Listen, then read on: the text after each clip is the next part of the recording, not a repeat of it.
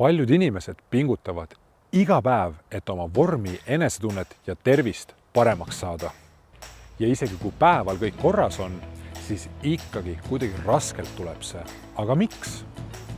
Väga lihtsal põhjusel, sest pingutatakse ainult päeval. Aga öösel ei pinguta mitte keegi, ehk siis eiratakse hea unekvaliteedi tähtsust. Selles videos räägin sulle asju, mida sa tõenäoliselt ei tea. Enamus inimesi töötab 5 päeva nädalas. Nendel päevadel pole eriti palju aega eraelu jaoks. Ei enne ega peale tööd. Aga tahaks ju seda aega ja siis võetakse see une arvelt. Sama tehakse ka nädalavahetustel. Vähemalt ühel õhtul jääb uneaega ikka väga napiks. Selle reha otsa astuvad väga paljud ja ma arvan, et neil ei ole õrna aimugi, kui laastav see on tervisele ja kui raskeks see teeb hea vormi saavutamise ja hea vormi hoidmise. Ma ei hakka sulle rääkima kõikidest terviseriskidest, mis sind ohustavad, kui sul pole hea unekvaliteet. Aga usu mind, neid on palju ja need on tõsised.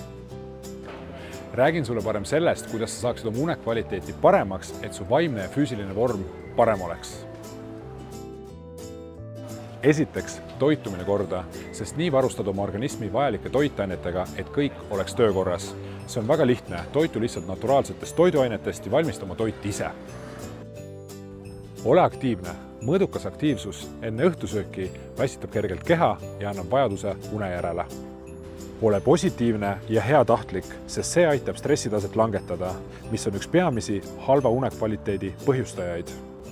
Hakka tegema oma elus muudatusi, mis võimaldaksid sul magada nii palju, kui sa vajad, sest see on palju tähtsam kui teised tegevused. Me magame 40–50% oma elust, seega magamist saab nimetada väga tähtsaks. Maga pimedas, sest valgus takistab melatoniini tootmist ja melatoniin on hea une kõige tähtsam komponent. Ja kui sa täiesti pimedas magada ei saa, siis kasuta melaferat. See on väga hea abimees hea une saavutamisel, sest annab sinu organismile õige koguse melatoniini.